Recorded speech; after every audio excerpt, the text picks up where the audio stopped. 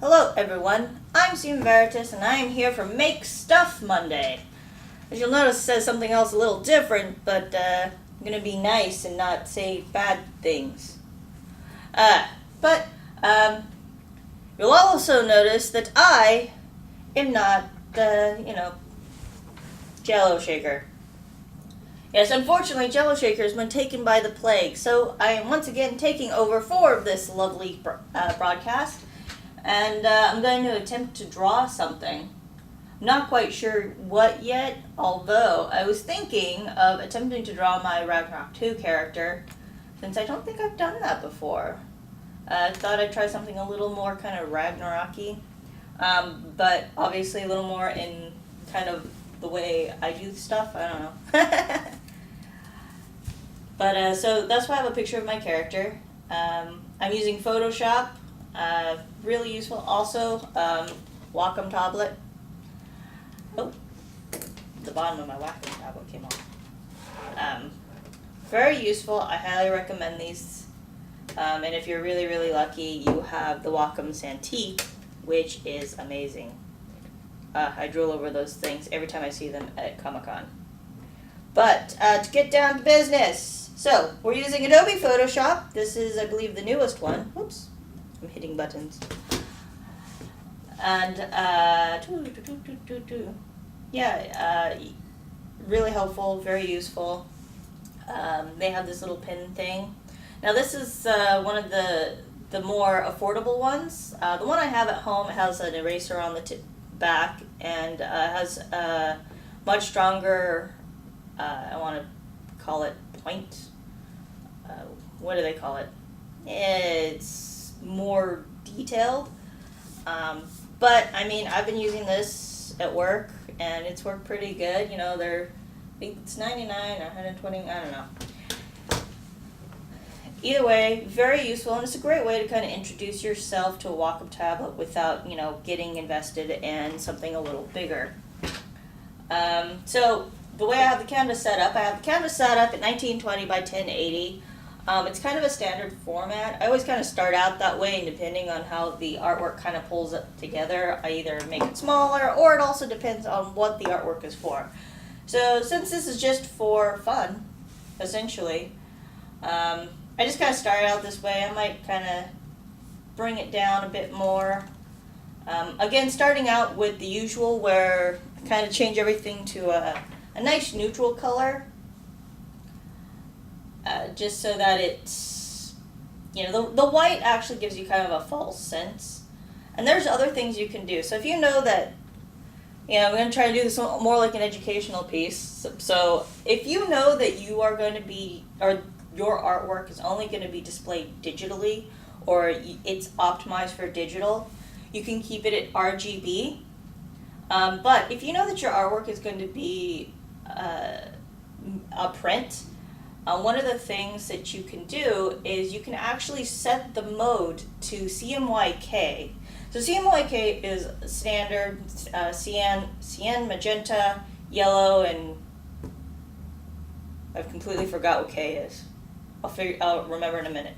But I mean, those are the standard colors that would be used in print. So if you're ever wondering why things look different in print while they do on a computer, that's just the way the color is displayed. Where RGB is red, green, blue, CMYK is different, customized color. So it presents differently, and it doesn't have the luminescence that a screen has. So those are things to kind of keep in mind if you're doing art. Now, not to say that you can't just do an RGB and switch it to CMYK. I do that a lot. I actually prefer just painting in RGB. Even though I know for a fact that it's very different in the color spectrum. And what I'll do is if I ever take anything to print, I will go ahead and do a CMYK version, which I'll save a version, I'll change it to CMYK, and then depending on how it looks, you can go ahead and adjust the colors so that way it's not as weird. It's because a lot of times colors will change. Like I've had things that we're supposed to be this beautiful green, and then when you change it to CMYK, it turns into a kind of a bluish gray. And so it's a good idea to do that yourself. to go ahead and check that out and test the colors. Like, I will do tests too, and I will put it on different screens. So one thing to also keep in mind, and why you really want to also pay attention to things like your levels. So quick art lesson. One of the things that you'll test, and this is true for any art medium I've noticed, or at least that I've worked with, because I've done digital, I've done oil paintings, I've done pen and ink, I've done marker, I guess that is pen and ink. And you want to check your values. Values are very important, because if you've ever looked at a piece of art that looked really cool, but you couldn't understand why it didn't pop, it didn't look right, one of those things is the values could be off. And that's really easy to check by simply, so if you're doing oil painting, I used to actually have a red film. It's like a red piece of cellophane. And I would put it over my eye, basically, and I would look at the piece of art. And if things started to disappear, and this will happen, like your character suddenly blends in with the grass and you can't understand why. The values are off. And you have to adjust by, what you want to essentially do is create a perfect black and white image, but when you take the cellophane away, you have all these beautiful rich colors. So same thing on a screen. If you're doing a piece of art and it looks cool here, kind of, but the problem is everyone's monitors are different. Not everyone's monitors are calibrated. Not everyone's monitors are set correctly. So the best thing you could do to kind of help yourself and help your piece of art is to just check the levels. And I will often just like go in and do like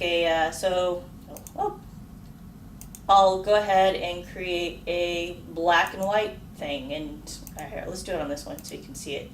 And what will happen is you can go ahead and just do that, and you can look at it and go, oh, okay, yeah, my character is still really clear. I can still see that. Other things, and you can adjust things. One artist suggested also, even after you're done with your artwork, some artists will even go back and they'll adjust the colors just like you would a photograph. Some might consider cheating, some might consider whatever, but I mean, do what works. I don't care. Do what works for you, because sometimes you'll paint something and you're like, I just want the colors just a little more intense, or I just want the look a little more subdued. That's something you can do as well afterwards, and then again, just test it. I still am. I could be really careful when I'm doing so. I'll look at a piece of art on one monitor, on another monitor, and the best thing I also like to do is I'll actually look at it on my phone. I'll send it to my phone so I can see how is, the Apple phone displaying it.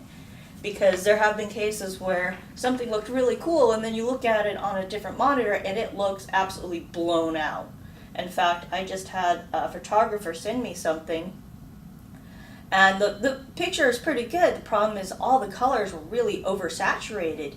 And I looked at it and I immediately knew what the problem was, and it's like I could tell that his monitor was not calibrated.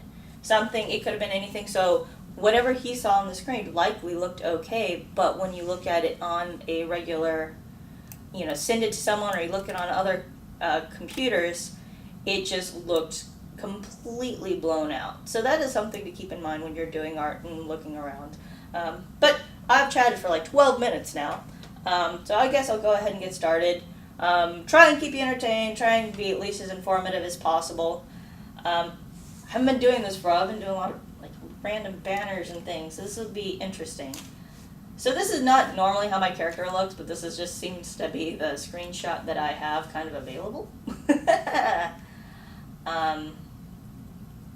One of the things that I will do often is, let's do it this one. Boop. So we'll turn that off. I don't need that right now. So I always work in lots of layers. I also kind of work by doing one thing and then another thing, and I'll try this, and that'll look cool, that won't look cool. It's always kind of I also like pulling colors from other, where's this guy? From other things. So if I know that I want this to be, how to explain this? So let's see, it's Halloween, so maybe I want this to be a certain set of colors. So a trick that I've had to recently learn a lot of times, or not learn, but one of the things to keep in mind is color theory. And I used to not really think too much about that, but then as I got older and kind of started realizing I subconsciously used it, and that by subconsciously using it, if I just consciously thought about this, it helps a lot. You can do a lot with color theory, and that. So do I want it to be a night shot? Well, a lot of people don't think about the fact that at night colors are perceived differently, and the way you see things is the light that reflects back is changed. So, that's why you'll see a lot of movies will color correct their cinema to kind of go with the mood that they want to create. So if they want these kind of subdued, great example actually would be like Crimson Peak. They used colors and the saturation and values to really kind of pop out the reds and the greens of the dresses. So you have this beautiful kind of black and white scenery. It's not true black and white, but this subdued scenery. And then you have a character in this beautiful red, this gorgeous, almost blood-dripping red. And it focuses the eye and it focuses the thought. And not only that, but the colors themselves invoke kind of that desolation and this bright spot in the color, spot of color. So, those are things to think about. Tim Burton very, very noticeably loves to do that kind of stuff. If you've ever seen any of his Batman movies, Sweeney Todd, and then also use that in comparison to things like Charlie and the Chocolate Factory, which is just blown out color everywhere. He was going for a very different feel than he would normally have gone for, let's say, playing Gotham, where everything is these dark grays, these blues, with spots of color. The Joker really stood out against those colors, and then there's the thought that certain colors invoke things. So like blues might invoke subdued sadness, maybe, it doesn't even have to be sadness, but those kind of calming sensations, kind of sleepy maybe, or creepy, depending on the subject matter. Whereas reds and yellows are bright, and they can be vibrant, and they will give you either a lot of energy or really great for showing war. I guess example I could show is whenever you see the pictures from Les Miserables, you always have that shot where everything's kind of these muted browns, and then you see the big red flag usually being waved in the center. It's almost like a call to arms. It's very different for everybody. There are books and stuff that you can pick up on color theory that are very important. And I, again, am talking over and over and not actually drawing anything. So there's a couple of ways that I can go about things. Sometimes one technique that one person showed me was they actually like to work by kind of creating madness, I guess is the best. I have tons of things that I've collected over the years from different people, from different friends, from websites, from work, from some of them I made, some of them I didn't make. They're all made by some great people with some great skill, and I've just kind of brought them with me over the years. But let's see, and like I've had some of these I can't even remember anymore. So he always would like create kind of this madness, and then he would work at it. He was oh gosh, I can't remember, but he is on one of the Gnomon video DVDs. So if you have access to the Gnomon videos, and I highly recommend watching them. I actually feel really bad that I can't remember his name, because it's actually a really fun technique when you don't know quite what you want to draw, but you need to draw something. So like in this case, I want to do kind of this night scene, so I'm just dropping down color everywhere, and I don't know exactly what I want to draw, but sometimes what you'll see is as you're doing this, something starts to kind of come out of the mist. So I'm looking at this and like, oh, this could be like a tree kind of falling down here, and I want to, as I see this, I'm like, okay, well maybe I want to bring out some things, so maybe I'll put some light colors over here, or Actually, another great trick I kind of do when I'm just working is, let me bring it, where's the extensions? Color themes, where's my cooler? Oh, is it not on here right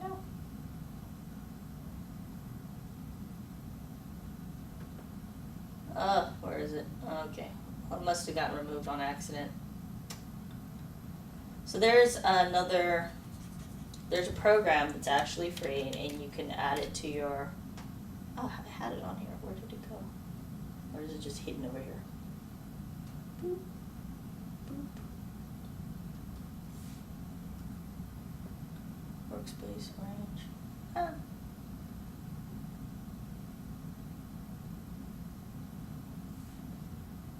Or did they rename it? That could be it. Okay, yeah, they renamed it. So this used to be called Cooler, but so one of the things you can use especially if you're not used to using color and you don't know what colors to use, this is a great way to go. Let's see if it'll work. I want to do this one. Bloop.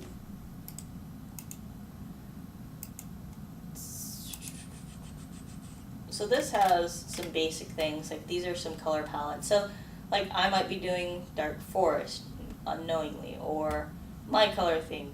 Yeah. I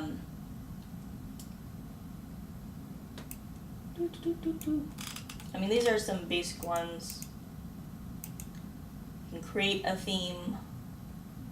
And one of the things I'll do is, okay, so I have like this blue color kind of going in, and I want to match up with this dark blue, and let's bring down some color.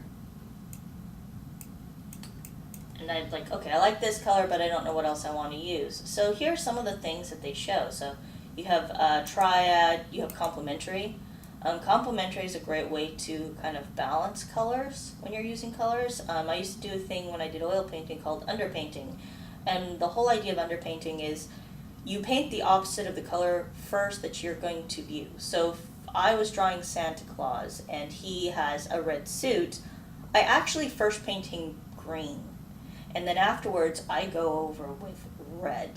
And it's very odd, I don't know how to describe it, but it brings out the color. But on top of that, there are visions of color that we don't notice that turn into something different. So where the shades of the red are in certain lights will actually be green. So I don't know, if you find your favorite painting and you actually look at the colors that they're using to create shadow, a lot of times they're the complementary color to the color that's being viewed.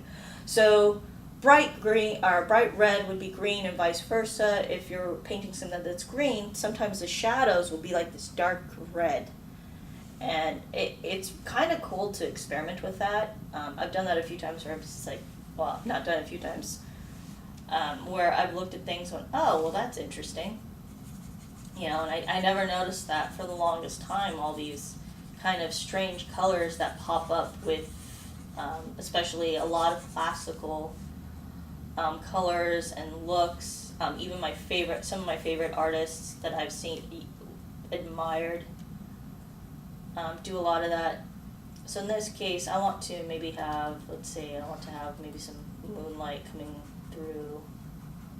So I might throw down this. This isn't going to be, the final of what this is going to look like or anything. I'm just kind of throwing this down. But, oh yeah, as I was saying about Gnomon has some really amazing videos, and they're extremely informative, and they're helpful, and they're easy to understand. Like there's a few of them. I don't know if you get a chance. I highly recommend. There's one by. It's about storytelling, and I'm drawing a blank on the name. Ian McKellen, and he does this beautiful Gnomon thing about how to basically tell a compelling story, and he does it doing The Little Mermaid in space. And no joke, by the end of it, I wanted to watch The Little Mermaid in space. And I mean, it was a beautiful story, and the guy is amazing. I've sat in a few of his lectures and his stories, and they're amazing. They're fun. They're okay. So I've spent so much time doing all this. We actually haven't actually drawn anything substantial yet. So I apologize if everything after this looks very very rushed and quick and me trying to go crazy. So I have a set of because I started out primarily doing oil paintings. I really love this set of brushes. I didn't make these brushes, and I can't even remember. I got them so long ago, I don't even remember exactly where I got them. I mean, I had a different computer at the time that I got this too, so it's like I can't even remember what the file was called. But these are kind of the brushes that I use overall. Let me bring up my character so I can kind of get an idea. So my character has a ponytail, and I think I want to try something where I make him a little more kind of realistic looking. I don't know. I do that a lot. Like, I love those kind of paintings. There's a painting by Louis Royo of Alucard and Maria, which is my absolute favorite. I love it. I wish upon all the stars that painting, I could get it as a poster or a print. It was done for a magazine called, it was PSM at the time, PlayStation Magazine, and it was gorgeous. To this day, I love it, and I want to hang it on my wall. Okay, I don't want to do all that color. Sorry, I'm like going through, trying to do this very quickly, kind of changing some things, because I want this kind of more luminescent in here. And then let's go ahead and get to work on the actual character now that I've talked everyone's head off. So I always kind of do things on different layers, so this is my character layer.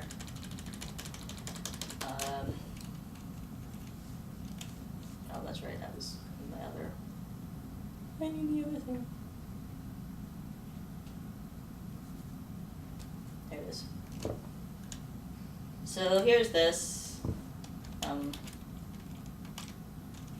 Again, this is always very weird because there are some subtle differences between the different types of Wacom. The one I have is a Wacom Pro Home, and it's got a little more, what do you call it, sensitivity.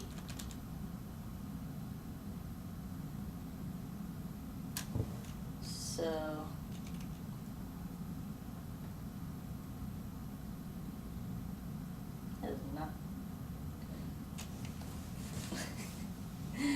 I don't know why my character's nose looks huge for some reason. Alright. So people do this stage in different parts. I know a lot of artists will do a thing where they'll throw down blotches first, and I've never been good at that. Everything always looks like a mess when I start out, so... My character does kind of look sad all the time. My Ragnarok 2 character. So, don't worry, the weird line thing will go away soon. I'm just trying to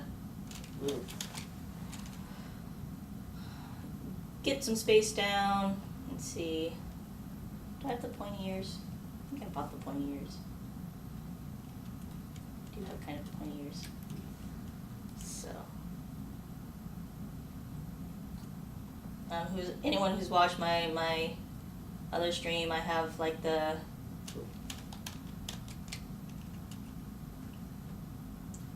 play a little mage, Warlock. I run around a lot. In fact, this upcoming Ragnarok online weekly stream, I'll be doing preparing my character, because we're doing Extra Life this Friday. We're going to be doing a 24-hour stream. And, yeah, we're doing it for the kids, we welcome anyone to come down and join us, and let's see, so he's wearing the zombie outfit. I'm not drawing him with the zombie mask on, because, yeah, but you can kind of see what my character looks. So he's wearing kind of a little cravat. Yeah, again, as I said, everything always looks like a mess. Now, for those who know, I have my Dracula wing, so I'm gonna replace the background with the Dracula cape that I got in the game. Not that you can see it much in this drawing, I realize.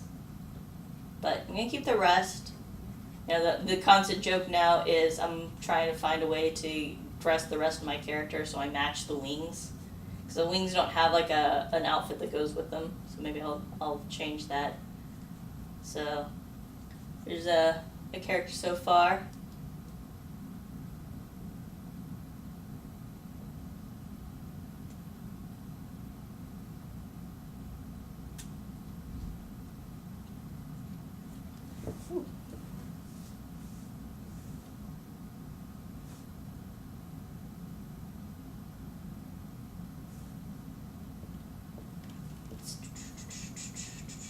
So, yeah, my character has long hair. He runs around and he throws fire. So he's kind of standing there. Let's see. So I have this at the moment. Again, as I said, everything always starts out as these rough, crazy sketches. Now, when I do have that, then I can go in and do things like, that's kind of when I'll go in with the various kind of underlying colors. So let's see, I guess we can keep it with the kind of the gray face look.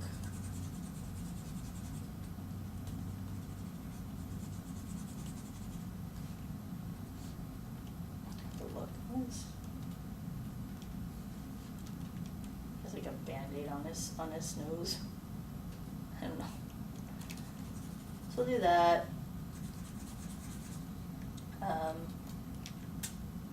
Character has white, kind of whitish hair, so I'm gonna go ahead and throw some color down there so I can kind of keep track of where all the things are. So he has this white hair. For those who don't know, also kind of in honor of Alucard, one of my favorite video game characters. Don't worry, it won't actually look that white when I'm done with it. It's kind of crazy right now. In fact, let's bring that down a notch or two.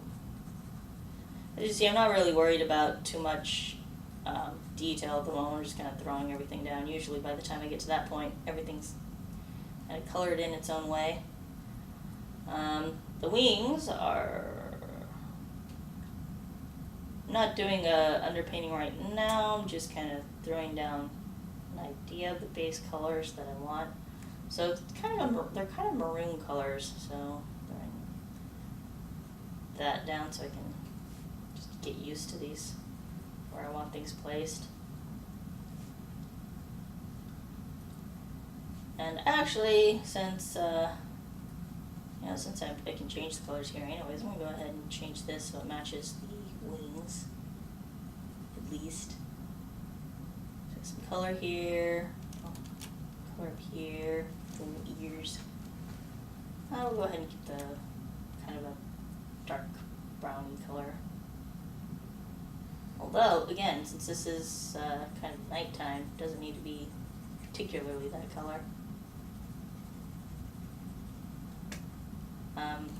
Blue at nighttime especially tends to be the most prominent color that's able to be seen at that point in time, so really all these colors would change.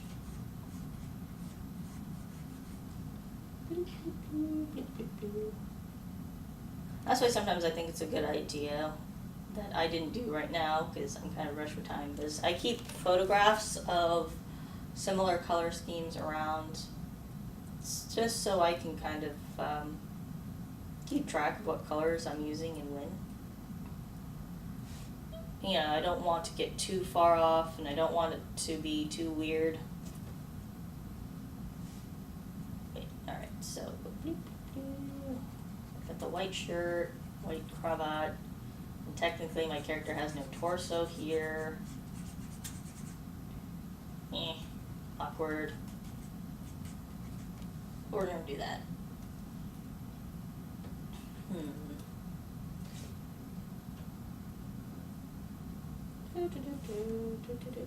Alright, so, now that I got that much, I can start doing some blotching in.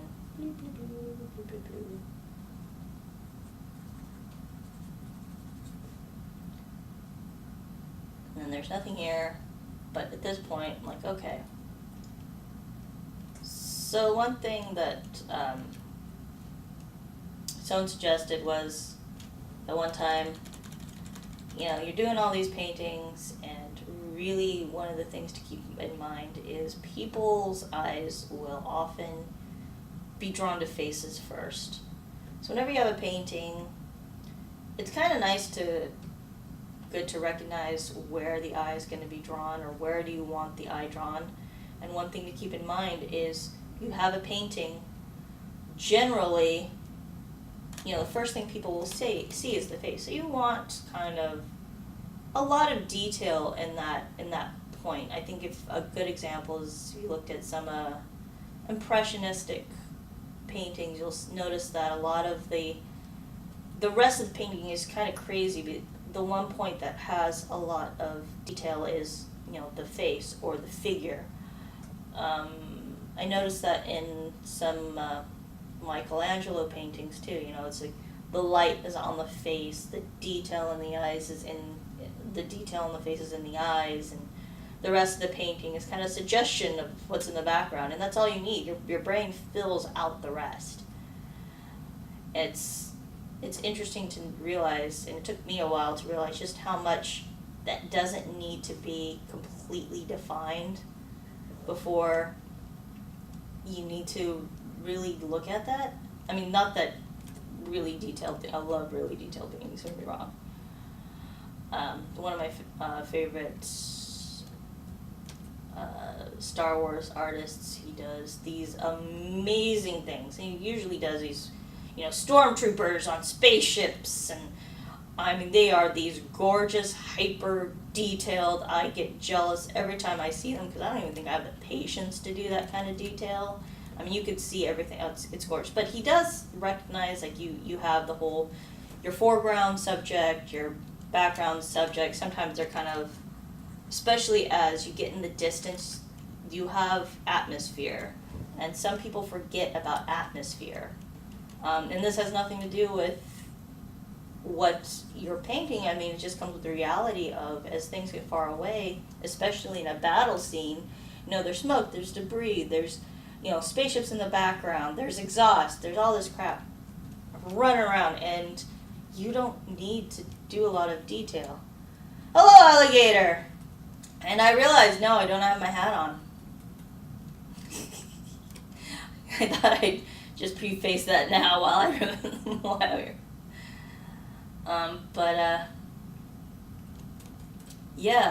that's just kind of one of those things, and if you put the detail into the painting, it starts to take away from it.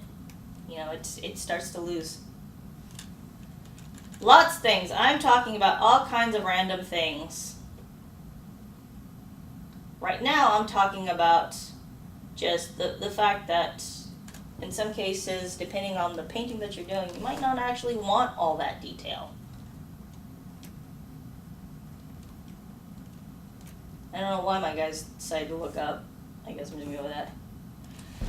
Yeah, yes, I'm talking about the fact that, they're one of my favorite artists, and he's a very detailed artist, but he also recognizes where he doesn't need to put in detail. In fact, I should just probably look him up, because he's on DeviantArt.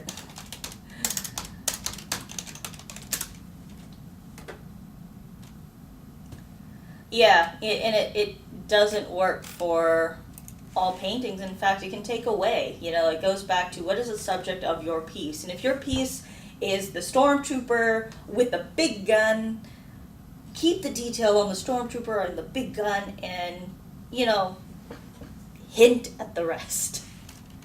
I have to look him up again because it's on DeviantArt, and I have a little thing for him.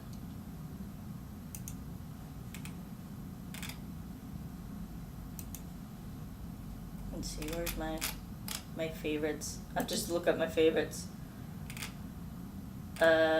Or I guess I could just find a really great example that's not in my favorites.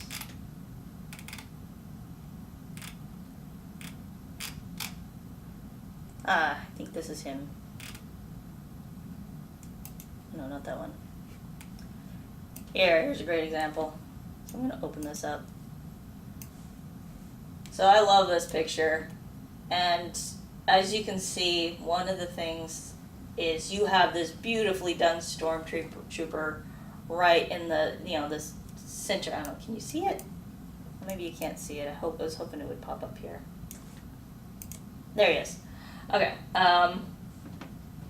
But as you get back, you'll see that the colors fade. There's not you don't see a lot of detail in the TIE fighters in the back. You don't see a lot of detail back here, but he puts enough light and enough just lines. I mean, if you look at this thing up close, it's just lines and things and really like, look at this guy. There's not a lot of detail, but he just puts enough to reflect. But when you get to this character, I mean, you could see just the reflections, the lights, all this. I love him. It's Uki Takumuki, I guess is his name. He does a lot of, as you can see, he's done a lot of Star Wars art, which I love. This is all done for the TCG. But yeah, I love this. Beautiful art. And you have the atmosphere, it fades. It doesn't need to be there. You can barely see what's back here, and he just does enough light. Exactly, alligator. And these are some of the things that even I, as an artist, had to realize that when you put that detail, it just takes it away. It takes everything away. It takes away from what you want the center of your piece to be. Talking so much, not getting much artwork done. I'm just kind of, it's an art thing, so figured I'd talk about some of the things that I know in art.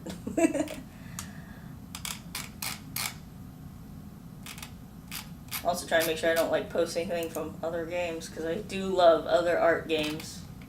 So many. Alright, just trying to find my favorites again.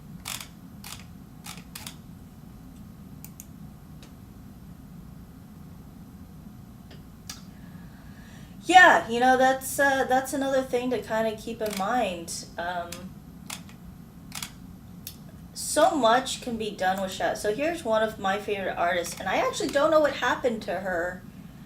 She used to be pretty consistent in doing art, but I haven't seen anything of her. And the beautiful thing is when you look at her art, because she's kind of like me, where she originally started doing oil paintings, and it shows in her artwork. And then her parents got her a Wacom tablet, and she switched over to digital because it's just easier to carry that around as opposed to, I have thousands of dollars in art crap, and it's a pain to lug around, and the fumes are not friendly. You can't bring them into the office and do them here without, having a fan and everything. But while you see there's a lot of detail, when you look close, I mean, it's all shadows, it's all color. It's this is right in here where the knee is. She doesn't use a line, she uses light to tell the story, and it fades, these are very muted colors. It gives that kind of ethereal scent feature.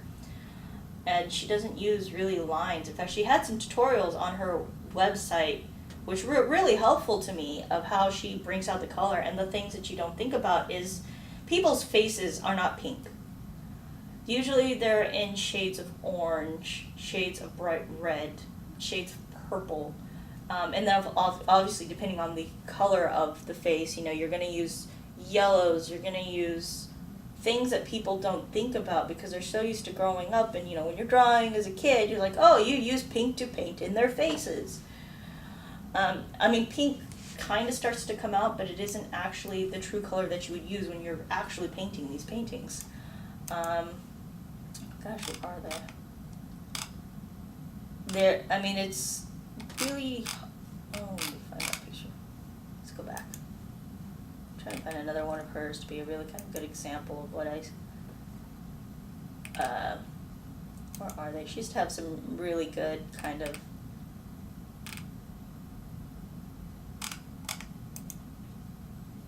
Oh, this is very pretty. So going back to Anaya, there's actually this looks like a different artist.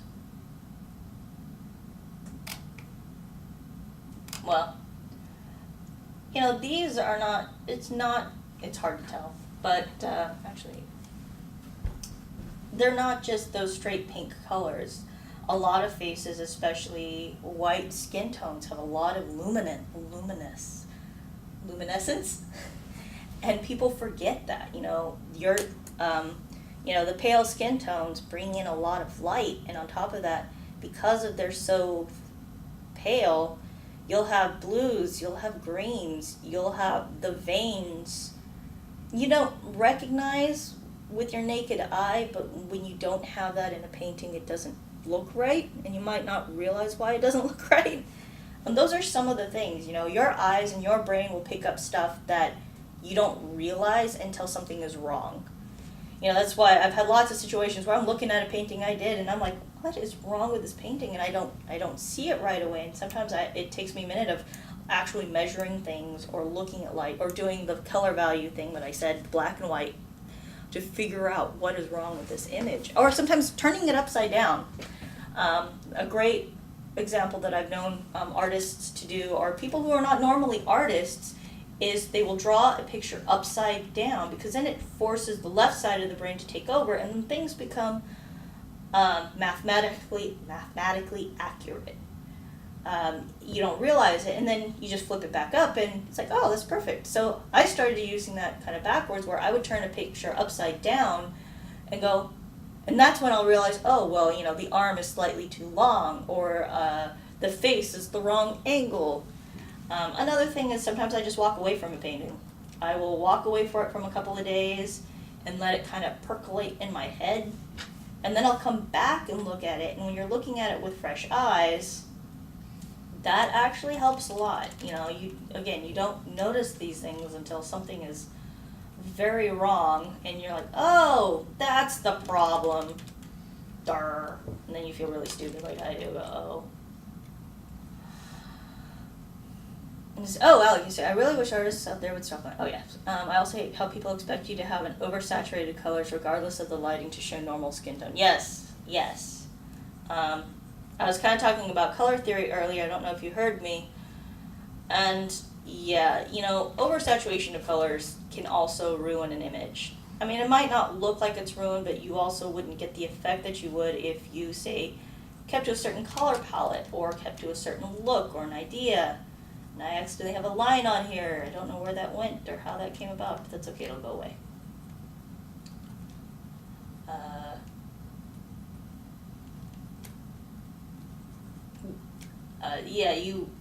There's, I don't know why, my character looks like it has pointy ears, but I'm not sure if it's really pointy ears.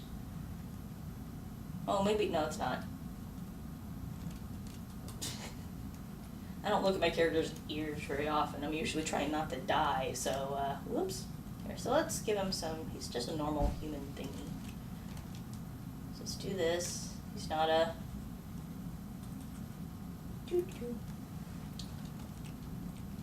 Yeah, that looks weird. I realize this. Boop, boop, boop. There's something to be said by knowing what not to show and what to use. And, I've had problems where I was, doing a painting, commission, and someone was like, I want it more colorful.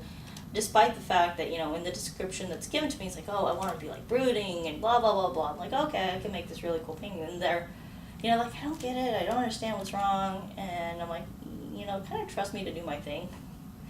And that looks so much better. Yeah. And sometimes it's just as simple as a color shift or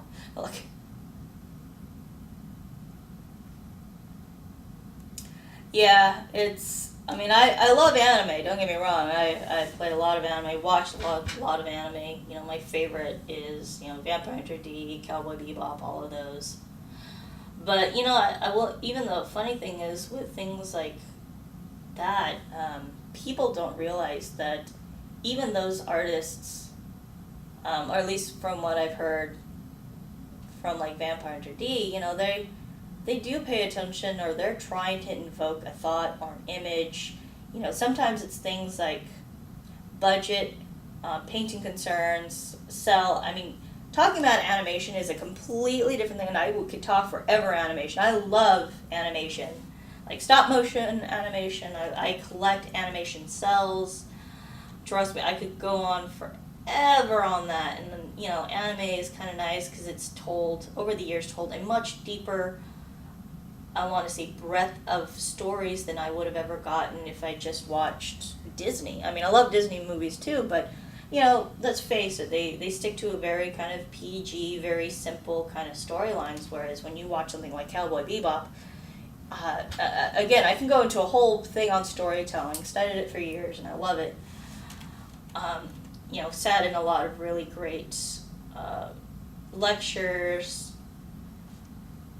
There's so much is told through visual storytelling, and movies and anime is visual storytelling, and even the directors and stuff, they think about these things, but, as our audience, the audience doesn't realize how much they're thinking about these things, or they're not realizing what is the artist trying to say. One of my favorite is Vampire Hunter D Bloodlust. And it's detailed, but at the same time it uses color and landscape to bring out what it needs to bring out, and tells a story without being overly detailed or overly crazy. Even though the company who did it, beautiful. I love their stuff. They've done beautifully detailed work for a long time. But they're also really good at figuring out, how do I make this image look dark and menacing, despite the fact that I'm using a colorful medium. See, Ragnarok characters are always really, really skinny, so... oh my gosh, I've been talking so much about this stuff. So usually I do hair on a completely different layer, because when I'm doing my own painting, sometimes I give my my drawings like 5 different hairstyles till I find one that I like. So it always starts out like, let's just do this and this, but since I know that this character's hairstyle kind of looks like this, so let's talk about hair.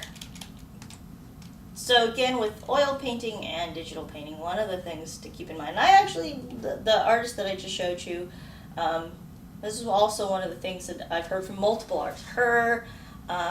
One of the really nice people did a lecture when I was at another giving company that I can't name right here, but we would do classes with the other artists, because everyone was kind of working together to try and do their best. One of the things that people don't realize is when you're doing hair, don't try and draw every single strand. You're just, they all kind of give the same advice where, you kind of start out with these big kind of swashes of color. You throw them down and you're like, okay, usually starting with the darkest color. Because this painting is blues, I'm using kind of those blue tones.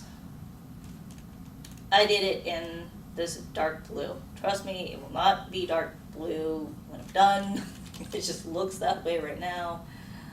Alright, so let's get down to his hair. I'm making his hair look kind of crazier than it is in the picture, because I really like doing paintings in a kind of a more realistic or exaggerated than what the original image is. If I'm going to paint it, I want it to look more painterly. Is that a word?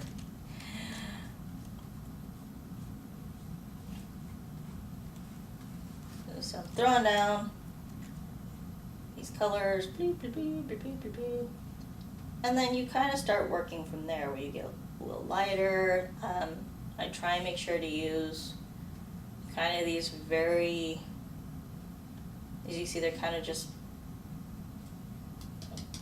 okay, you can't see there, but they're not solid. They're kind of like a brush stroke. What you're throwing down is, where the globs are. So hair never falls straight. It goes all over the place. even if you have very straight hair, hair goes over the curves of the skull, and then when it falls to the shoulders, it has more curves. So you never want to draw hair just straight down. Then it looks fake. It looks wrong. Even if someone has very straight hair, just keep in mind that your skull is not straight, your cheeks are not straight, your ears are not straight, your shoulders are not straight. You have the wind, you have atmosphere, you have a lot of things that's affecting hair that you don't think about right away.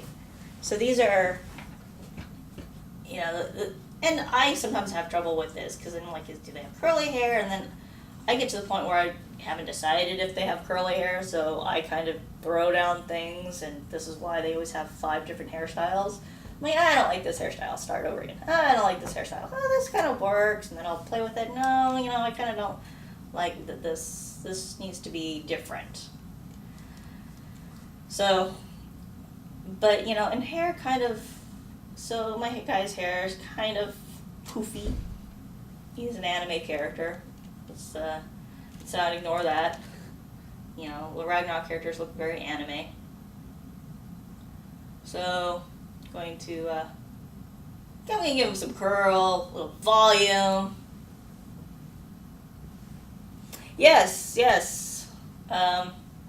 Think I know what you're talking about. Not quite sure. I mean, like where you're like scattering hair all over. Yeah, okay. Yes, that's actually really important.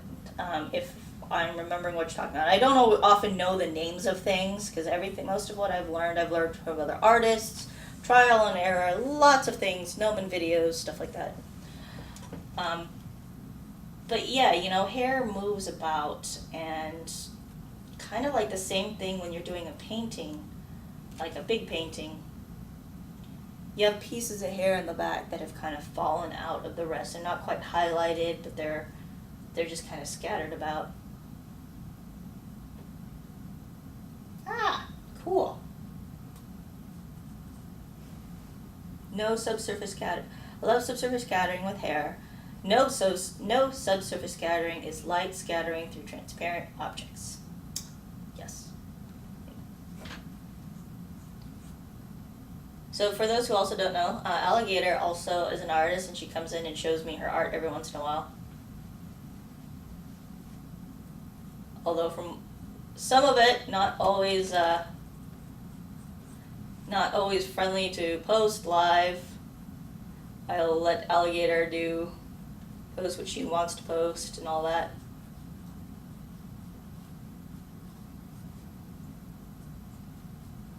Another important thing to keep in mind when doing hair is where's the light hitting it? I mess up with this a lot, so don't feel like even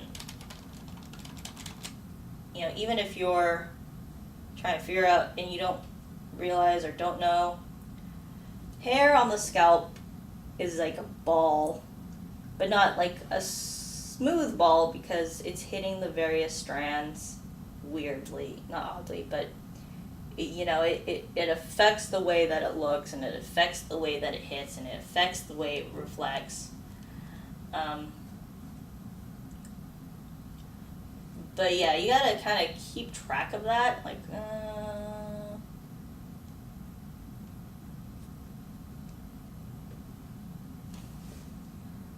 I want to go even, kind of more scattered. There's more scattering. Whee!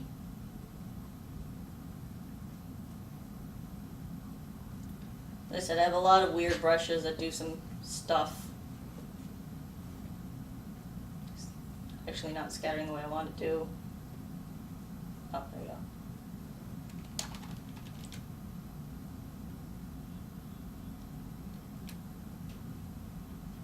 Like I said, there's a lot of times where I'll like do this and then like, I don't get why I did this wrong.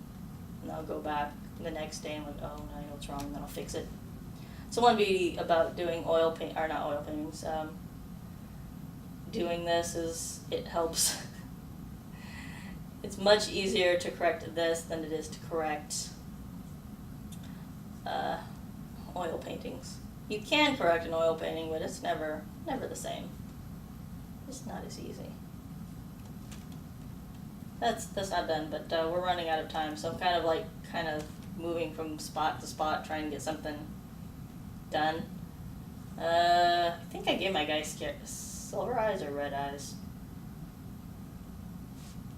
I really like red, so he's a zombie, so he's getting red eyes. I don't know if that's accurate or not.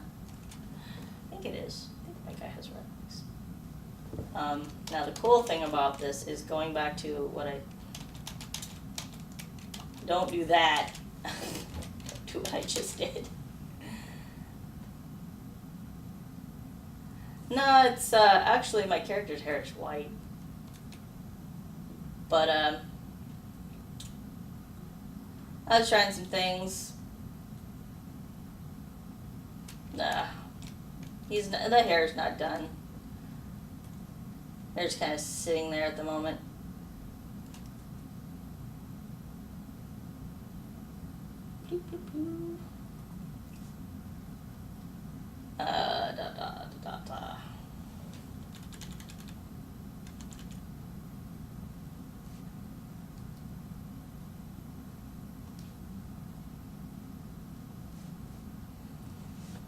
Let's see.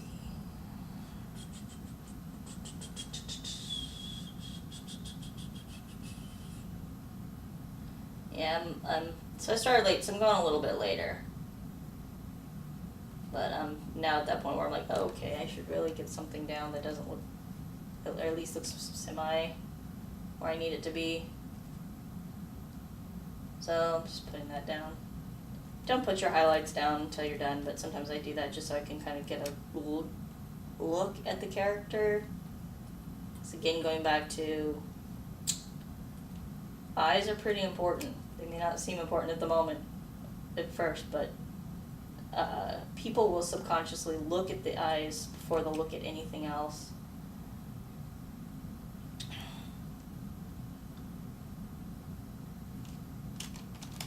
Yeah, it was like sat in a thing where they went over, they took a study of people and, attached a head device, a thing to their head, which kind of monitored what were the viewers actually looking at when they looked at the screen. Were they at, where was their eyes being drawn? And, it was kind of the thing is, people would look at eyes first and, then the whole character, and then they'd look at the rest. And, that was the flow.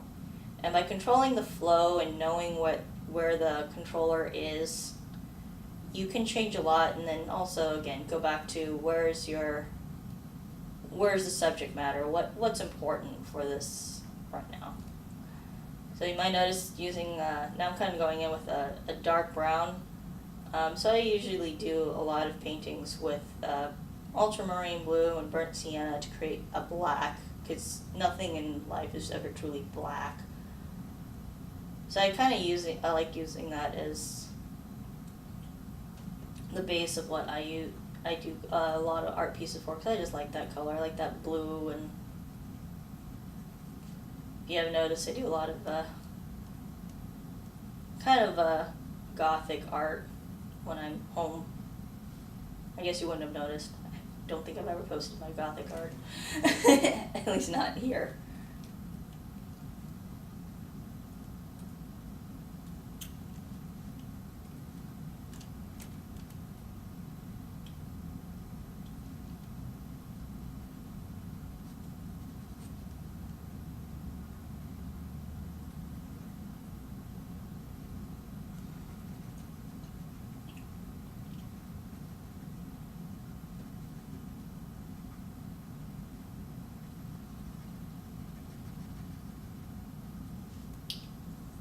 I actually like doing this where I have kind of a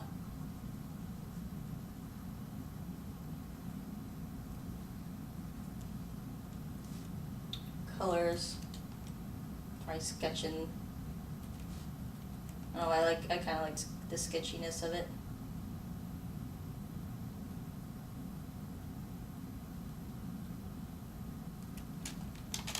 It doesn't always work, but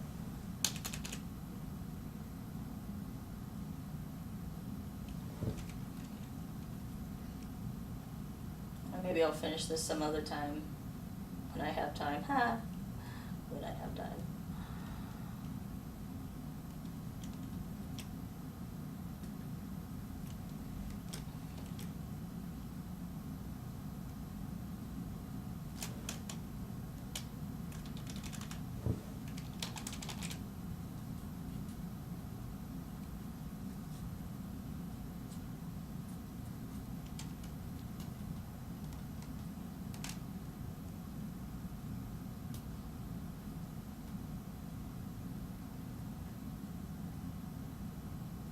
Yeah, I didn't put his ears on.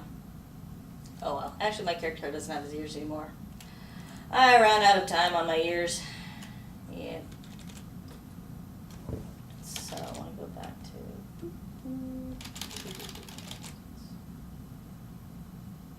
his hair, clothes.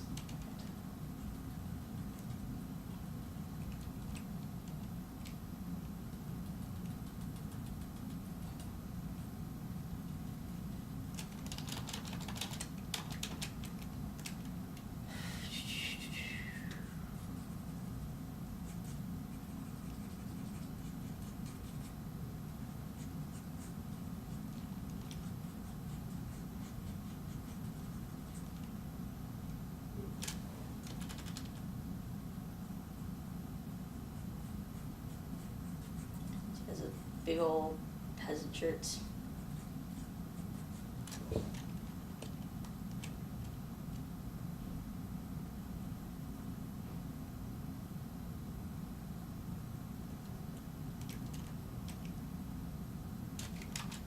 That's what I wanted. Over here.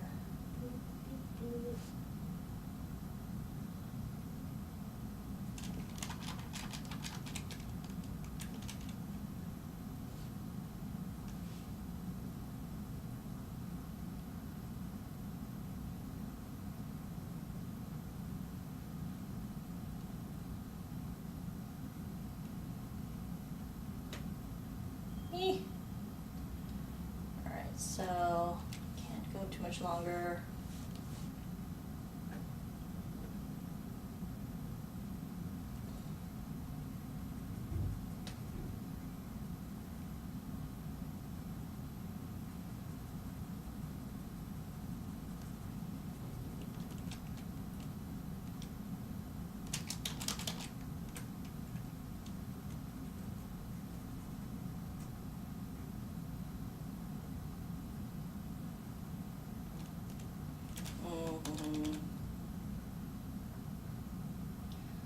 Let's see.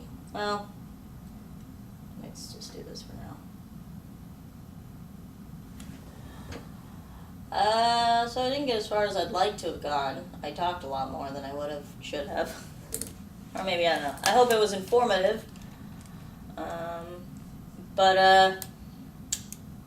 Yeah, hopefully I can come back and I can finish him up.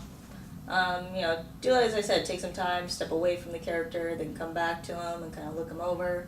Like right now I realize his cravat looks like it's giving him boobs. So,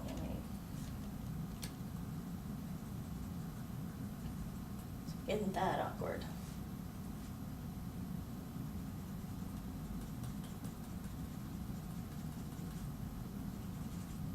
There we go. Well.